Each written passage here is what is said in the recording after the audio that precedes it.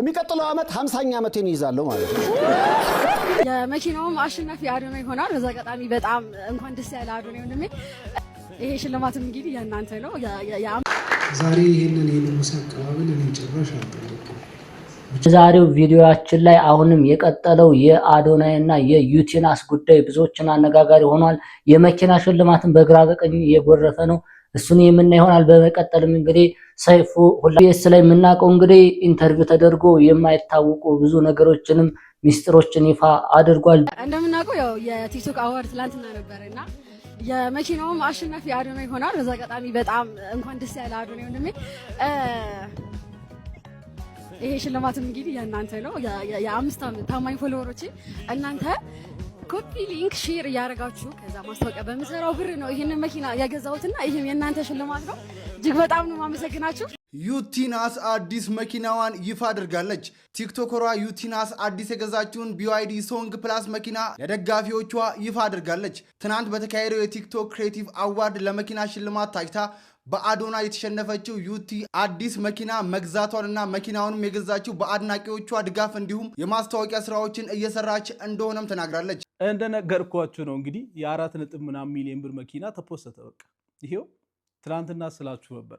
እነዚህ ልጆች መኪና አፎርድ ማድረግ ይችላሉ። ሲጀመር መኪና አይደለም ትልቁ ጉዳይ። አንተ ነህ ዝም ብለህ እገሌ መኪና አሸነፈ እገሌ ደግሞ ተሸነፈ እያልክ በጣም ፐርሰናል አድርገው ነገሩን በጣም እርስ በርስ እየተሰዳደብ ካላስፈላጊ ነገር ውስጥ እየገባ ያለው አንተ ነህ። ሁለተኛም ሶስተኛም ቢወጡ እነዚህ ልጆች አይሸነፉም። አቴንሽን የሚያገኙት አቴንሽን ራሱ በራሱ ገንዘብ ነው። እንደሰማችሁት ነው እንግዲህ ዩቲናስም እንግዲህ የ4 ሚሊዮን መኪና ቀናቱ ሳያልፍ ነው ሽልማቱ በተሰጠ ምን እንደተገዛም ባይታወቅም ያንኑ መኪና ተገዝቷል ማለት ነው። ነገሩን ግን መረዳት ያለባችሁ እዚህ ጋር ብዙዎች ያልተረዱት ጉዳይ አንደኛ ነገሩ የመኪና ጉዳይ አይደለም ማለት ነው። አንደኛ አቴንሽን መሳባቸው ራሱ በብዙዎች ዘንድ እዚህ መታያቸው ራሱ አንድ የገቢ ምንጭ ነው። ብዙዎች አላወቁትም። እርስ በርሳቸው ራሱ እየተጣሉ ነበር። ለምን ምንም በማያገባው በዩቲ አንድ ሰው ይወክላል፣ በአዶናይ ከአንድ ወገን ሆኖ የግለሰብ እስከሚመስል ድረስ ፋይት እየተደረገ ነበር ማለት ነው። ነገር ግን ነገሩ የመኪና ጉዳይ አይደለም። ብዙ አይነት አቴንሽኖች እንዳሉት ማወቅ አለባችሁ። የቢዝነስ ባህሪ ሊሆንም ይችላልና አሁን በምን አይነት ፍጥነት እንደተገዛ አይታወቅም። ብዙዎቻችን እንግዲህ ብዙ ነገር እንደምንረዳ ተስፋ አደርጋለሁ። በቀጣይ የማቀርብላችሁ ደግሞ አንድ አስገራሚ ነገር ነው። ሁላችንም እናውቀው አሁንም ከአዶናይ ሳንወጣ እንግዲህ ከሰሜን ይመጣል የተባለው ቴዎድሮስ የሚባለው ንጉስ እኔ ነኝ የሚል ዜና ወጥቷል። እናድምጠው። ቲክቶክ አዋርድ ያመጣልኝ መልእክቴን እንዳስተላልፍ ነው። እኔ ኢትዮጵያን አንድ አድርጋታለሁ፣ አዶናይ ነኝ። ብዙዎች ቴዎድሮስ የሚባለው ኢትዮጵያን አንድ የሚያደርጋት ይህ ቴዎድሮስ ሲሆን ወይ ከሰሜን የመጣ እያሉ ነበር። እንጃ እሱ ነኝ አይደለሁኝም አላውቅም። ግን ከ4 ዓመት በፊት ጀምሮ ኢትዮጵያን አንድ የማድረግ ህልምና ዓላማ ነበረኝ። አሁንም ወደዛ እየገሰገስኩኝ ያለሁት እና አዶናይ ዙሩን አክሮታል። እውነት ከሰሜን ይመጣል የተባለው የቴዎድሮስ አፈታሪክ ከሱ ጋር ይገናኝ ይሆን? እንዲህ ሲልም አዶናይ ተደምጧል። እኔ ኢትዮጵያን አንድ አደርጋታለሁ፣ አዶናይ ነኝ። ብዙዎች ኢትዮጵያን አንድ የሚያደርጋት ሰው ቴዎድሮስ ሲሆን ከሰሜን የሚመጣ እያሉ ነበር። እሱ ነኝ አይደለሁም አላቅም።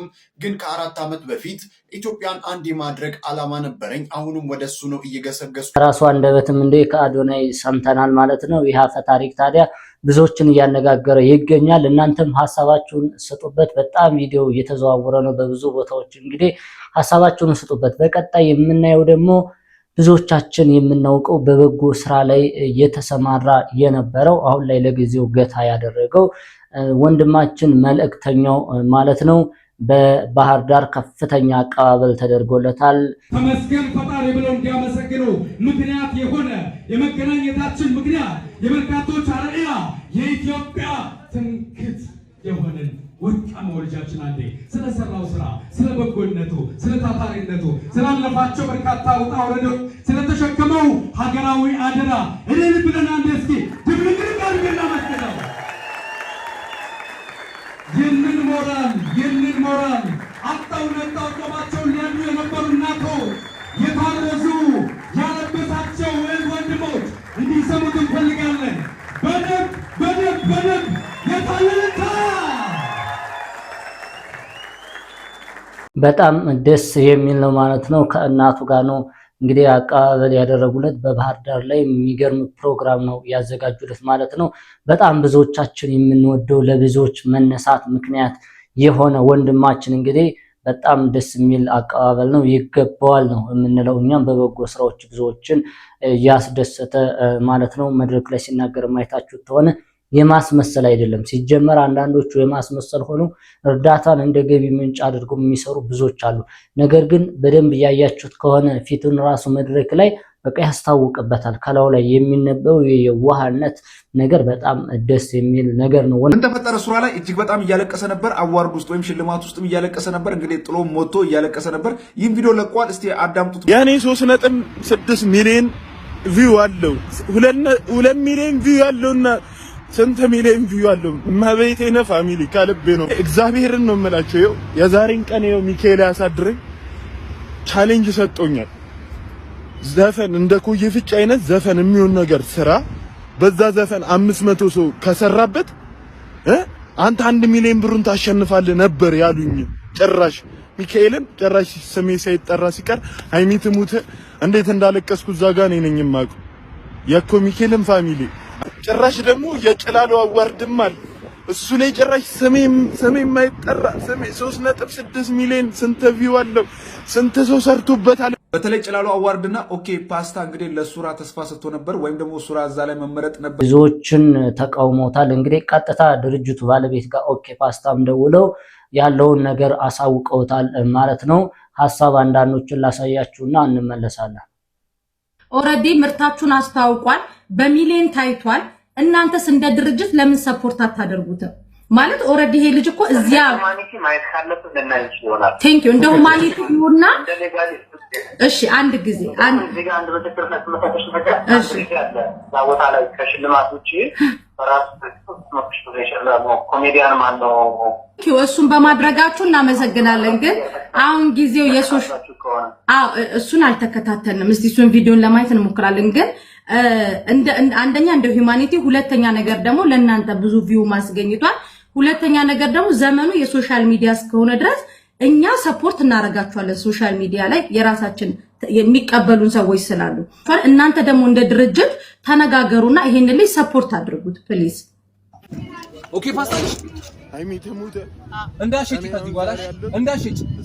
ሁላችሁም በጣም ታሳፍራላችሁ። ልጁ ያሳዝናል። ምንድነው የሆነ ደስተኝነት ተሰምቶኝ ለፍቷል፣ አጠሯል። እሱ ነው ቻሌንጁን ያስጀመረው። መለከታችሁት ነው ማለት ነው። ብዙዎችን አሳዝኗል። በእውነቱ ሐሳብ አስተያየታችሁ እናንተም ስጡበት። ነገር ግን እንደ እውነታው ስናይ በጣም ብዙ ለፍቷል። በተለይ ፕሮሚስ ቃል የገቡለትን ነገር ነው በጣም ያናደደው ነገር ይመስለኛል። ምንድነው 500 ሰው ከሰራበት አዲስ ቪዲዮ ሰርተ በዛ ላይ ከሰሩበት 1 ሚሊዮኑን አንተ ታሸንፋለህ ተብሎ ነበር። ይህንን ማፍረሳቸው ግን ይህ ብዙዎችን የሚያስቆጣ ነገር ነው ማለት ነው። ምክንያቱም ቃል ባይገቡለት ይሻል ነበር። አላ የማሳያችሁ ደግሞ ኢቢኤስ ላይ እንግዲህ እንግዶች አንዳንድ ጊዜ ሲቀርቡ በተለይ ባለ ትዳሮች አንዳንድ ያልተለመዱና እንግዲህ በጣም ውርደት በሚባል ቃላት ልግለጸው፣ ያው ውርደታዊ ነገሮች ሲከሰቱ እናያለን። ከምባተኛ መቶ ማለት ምን ማለት ነው? በከምባተኛ መቶ ማለት ምን ማለት ነው?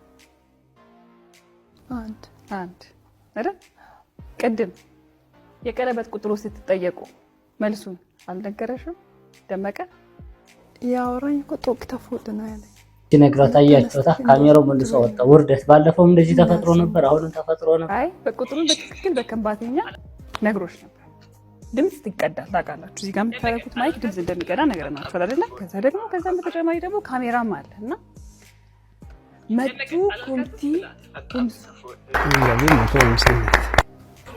150 ነት አላለሽም? እንደተመለከታችሁት እንግዲህ ባለፈውም እንደዚህ አይነት ነገር ገጥሞ ነበረ፣ በካሜራ እንደዚህ ተከስቶ ማለት ነው። እኔም የሚገርመኝ እንደውም ኢቢኤስ ሰራተኞቹና ካሜራማኑ ሁሉም ፕሮዲሰሩ አንደኛ መቁረጥ ይችሉ የለም ወይ፣ ሁለተኛ ደግሞ እንደዚህ አይነት መደጋገም ውስጥ ያ ኢንተርቪው የሚደረግ ሰው የሚሄድ ከአንዱ ተምሮ አይሄድም ወይ? እንደዚህ ብዛት የሚከሰቱ ነገሮች አንደኛ እኔ ይመስለኛል አቴንሽን ለመሳብ ሳይሆን አይቀርም። ምክንያቱም ቆርጠው ማውጣት ይችላሉ፣ ብዙ ነገር የሚቆረጡ ነገሮች አሉ።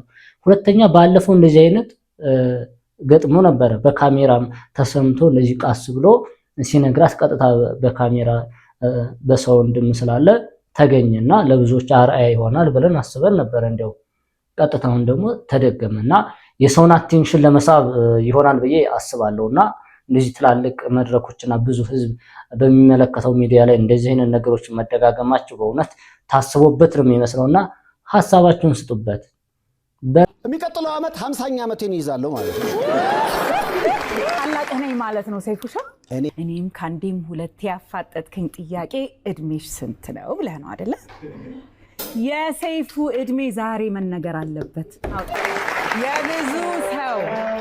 የብዙ ሰው ጥያቄ ይዤ ነው ጀርባዬ ላይ የመጣሁት። የብዙ ሴት አትል ወንድ አትል ምን አትል ያፋጠጥከውን ዛሬ መልሳት ሰይፉዬ። አይዞ አትፍራ፣ አይዞ ቸፕ ቸፕ ቸፕ እኮ ያይልያው በሰለጠነው ዓለም አሁን አንድ ሰው እንደዚህ ሲታይ እኛ 35 ገምተን እሱ 53 ሲል ደስ ይላል። በውጭው አሁን እንደዚህ ነው። በእኛ ሀገር እድሜ ላይ ያለን ነገር ወይ ስለ የተሳሳተ ነገር አለና ስላሳነስ ነው የሚያንስ ይመስለናል። ግን እግዚአብሔር የሰጠን ጸጋ ነው። በእድሜ ሰው ማፈር የለበትም። እኔ አሁን 41 ዓመቴ ነው ብዬ ለመናገር ብዙም አልፈራም።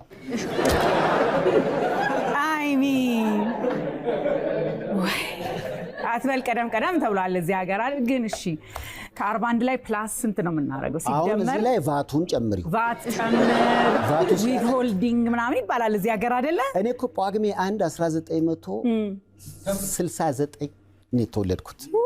ታዋቂ ሰዎች አርቲስቶች ስማቸውን ለመናገር ያፍራሉ፣ ይፈራሉ። ምክንያቱም የሆነ በህዝቡ ዘንድ የሆነ ትኩረት እናጣለን በማለትና ሰይፉ ፋንታሁን ለማንኛውም ተናግረዋል ማለት ነው። ብዙዎቻችሁ እንግዲህ የማጠብቁትም ይመስለኛል። በቃ የምናስበው ነገር አሁን በአካል ስናያቸውና ቀጥታ ሚዲያ የሚናገሩት አብዛኞቹ እውነታ የተራራቀ ነው። ብዙዎችም እድሜ ሲጠየቁ በዚህ ዞሮ ሌላ ምክንያት ላይ ነው የሚሄዱትና ይሄ ባህሪያቸው ነው የብዙዎች ታዋቂዎችና እንደዚህ ነው የሚያደርጉት ታዋቂ ሰዎች ብዛት ማለት ነው። ለዛሬ የነበሩ ቪዲዮዎች እነዚህ ነበሩ። በቀጣይ ቪዲዮ እስከምንገናኝ ድረስ ቪዲዮ ላይክ ማድረጋችሁ እንዳይረሳ፣ ሰብስክራይብ ያላደረጋችሁ ሰብስክራይብ በማድረግ ሐሳብ አስተያየታችሁን እንዲሁም ይሻሻል የምትሏቸውን ነገሮች ኮሜንት ላይ አስቀምጡልኝ። ጋዜጠኛ ዋሴ ይባላለሁ። በቀጣይ ቪዲዮ እስከምንገናኝ መልካም ጊዜ